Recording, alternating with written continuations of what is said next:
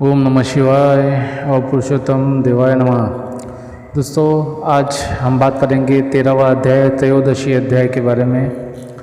तो पुरुषोत्तम मास श्रृंखला श्रेणी में आज का जो अध्याय है वो 13वां है। उम्मीद करता हूँ, प्रार्थना करता हूँ अगर आप सुनेंगे शांति से। और जैसे कि मैंने पहले ही बताया कि वीडियो काफ़ी लंबा होता है, तो थोड़ा जल्दी फास्ट बोलने की कोशिश भी करूँगा ताकि सुनने वालों को भी ज़्यादा विलम्ब ना हो और उनको भी मज़ा भी आए और कथा का सार भी समझ में आए। दोस्तों, चैनल को सब्सक्राइब करना grhanakshara.com। This is RV. त्रयोदशी अध्याय प्रारंभ करिष्ये। ऋषि लोग बोले, हे सुता, हे महात्मा, हे सुता, हे बोलने वाले में श्रेष्ठ पुरुषोत्तम के सेवन से राजा दुर्योधन शोभन राज्य पुत्र आदि तथा पतिव्रता स्त्री किस तरह प्राप्त किया और योगिनों को भी दुर्लभ भगवान के लोक को किस तरह प्राप्त हुआ। हे ताता, आपके मुख कमल के बार बार कथा सा सुनने वाले हम लोगों को अमृतपान कराने वाले की समान कथा अमृतपान से तृप्ति नहीं होती है।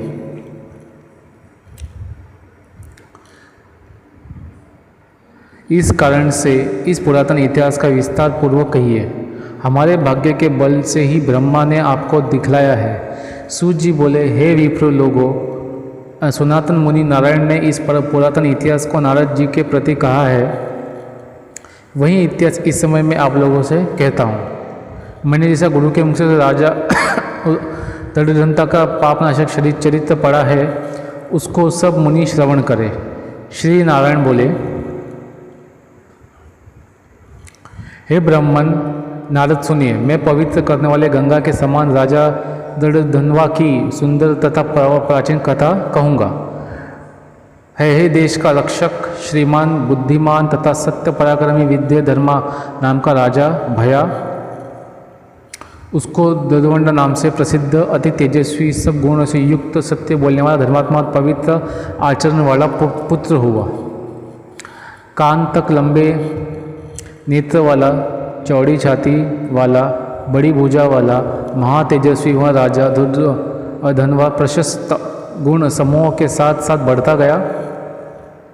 वह चतुर राजा दुर्योधन प्रसन्नता के साथ गुरु के मुख से एक बार कहने मात्र से पूर्व में पड़े हुए के समान व्याकरण आदि 6 अंगों के साथ 4 वेदों का अध्ययन कर, गुरु को दक्षिणा देकर विधि पूर्वक उनकी पूजा कर, विद्यमान राजा गुरु के आज्ञा से पिता चित्रधर्मा को पूर्ण हो गया। अपने नगर में वास करने वाले प्रजावर्ग के नेत्रों को आनंदित करता हुआ जिस पुत्र को देखकर राजा चित्रधर्मा भी अत्यंत हर्ष को प्राप्त हुआ। पुत्र जवान हो, संपूर्ण धर्म का जानने वाला हो, प्रजापालन में समर्थ हो, इससे बढ़कर सार शून्य इस संसार में क्या है, अर्थात कुछ नहीं है। अब मैं 2 भुजाओं वाले मुरली वंश को धारण करने वाले, प्रसन्न मुख वाले, शांत तथा भक्तों को अभय वर देने वाले श्री कृष्ण चंद्र की आराधना करता हूँ। जिस तरह ध्रुव, अम्बरीश, शदार्थी, ययाति, प्रमुख राजा और शिवी, दंतिदेव, शशु, बिंदु, भगीरथ, भीष्म, विदु, दुष्यंत और भरत, पृथु, उत्तनापाद, प्रहलाद, विभीषण, ये सब राजा तथा अन्य राजा लोगों को भी अनेक लोगों को त्याग कर इस अनंत शरीर से पुरुषोत्तम भगवान का आराधन कर नित्य सदा रहने वाले विष्णुपद को चले गए। उसी तरह स्त्री, मकान, पुत्र और आदि में स्नेहमय बंधन को तोड़कर वन में जाकर हरि का सेवन करना हमारा भी कर्तव्य है। ऐसा मन में निश्चय कर समर्थ राजा दुर्योधन को राज्य का भार देकर स्वयं विरक्त हो शीघ्र पुलह ऋषि को आश्रम को चला गया।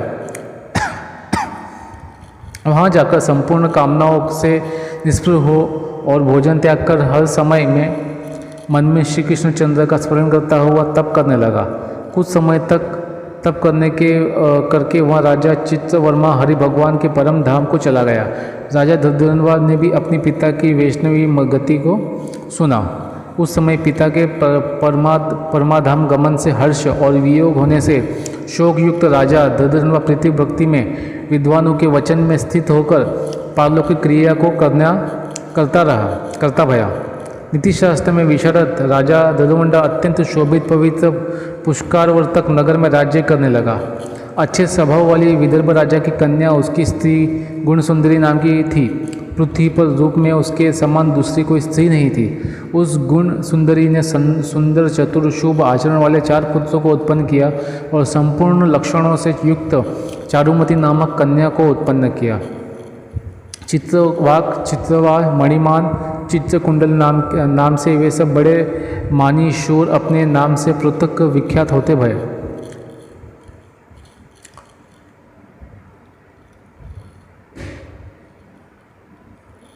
राजा धनवान के गुणों के प्रसिद्ध शांत दांत दृढ़ प्रतिज्ञ रूपवान गुणवान वीर श्रीमान स्वभाव से सुंदर 4 वेद और व्याकरण आदि से 6 अंगों को जानने वाले वाग्मी वाक्चतुर धनुर्विद्या में निपुण अरिष्ट वर्ग काम क्रोध लोभ मोह मद और मात्सर्य को जीतने वाला और शत्रु समुदाय का नाश करने वाला क्षमा में पृथ्वी के समान गंभीरता में समुद्र के समान समता समव्यवहार में पितामह ब्रह्मा के समान प्रसन्नता में शंकर के समान एक पत्नी व्रत एक ही स्त्री से विवाह करने का व्रत को करने वाले दूसरे रामचंद्र के समान अत्यंत उग्र पराक्रमशाली दूसरे कर्तव्य सहस्त्रार्जुन के समान था।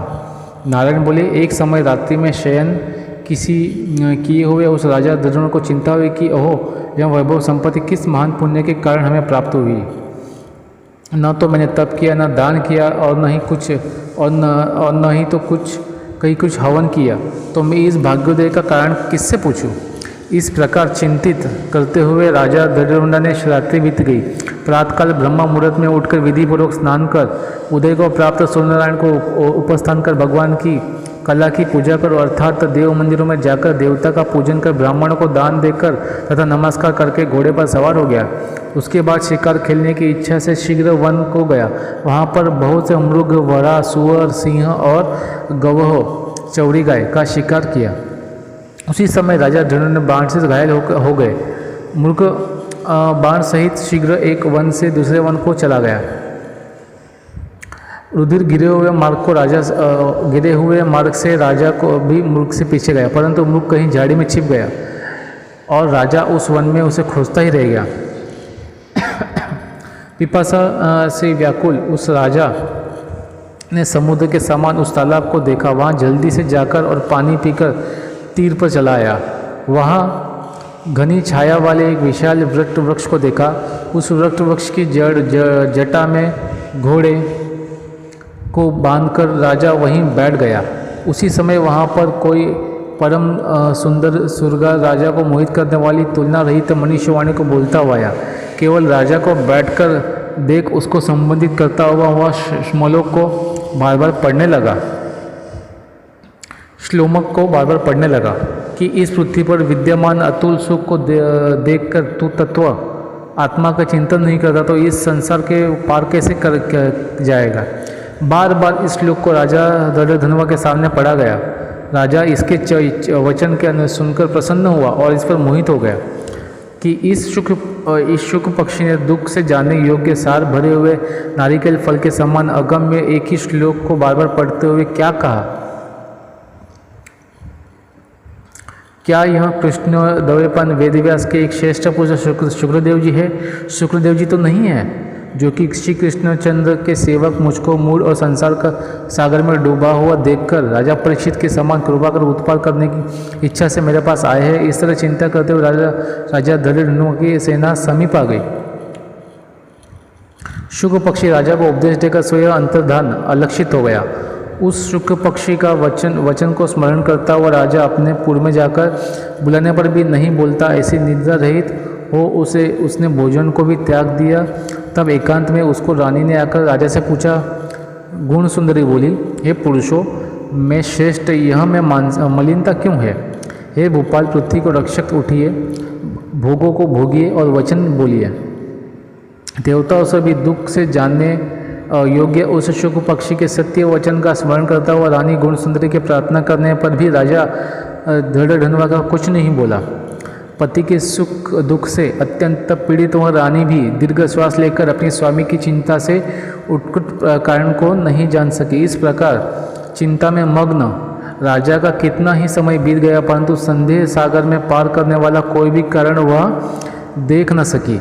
नारद जी बोले, हे मुनो, इस तरह चिंता को करते हुए पृथ्वीपति राजा धनवा का क्या हुआ सो आप कहे, क्योंकि हे मुनो, निर्मल वैष्णव चरित थोड़ा भी यदि सुना जाए तो पापों का नाश हो जाता है। इति श्री ब्रह्मद नारदे पुराणे पुरुषोत्तम मास महात्म्ये श्री नारायण नारद संवादे दद धन्वोपाख्याने दृढ़ धन्वो मने खेदो नाम त्रयोदशो अध्याय संपूर्ण करिष्ये। दोस्तों, आप उम्मीद करता हूँ आपको आज का अध्याय समझ में आया होगा, कथा भी समझ में आई होगी। धन्वो इसकी कथा है 13वें अध्याय में। तो आप शब्दों में कुछ बोलने में त्रुटि रह गई हो तो क्षमा करना। जैसे कि आप सब जानते हैं, मैं एक ही बार में बोलता हूँ, इसको ना रिपीट करता हूँ और मैं पढ़ता भी नहीं हूँ। पहले कथा को कथा ही रहने, ताकि मुझे भी उतना ही पुण्य प्राप्त हो जितना सुनने वाले, समझने वालों और देखने वालों को प्राप्त हो। तो उसी आशा से ये पोस्ट करता हूँ। उम्मीद करता हूँ आपको आज का वीडियो पसंद आएगा। शेयर करना, लाइक करना और कथा और अध्याय भी समझ में आया होगा। अगली वीडियो में मैं अध्याय 14वां डालूँगा। ठीक है, ग्रहनक्षत्रबसपर.com पर मैं आज भी बोल रहा हूँ। नमस्कार।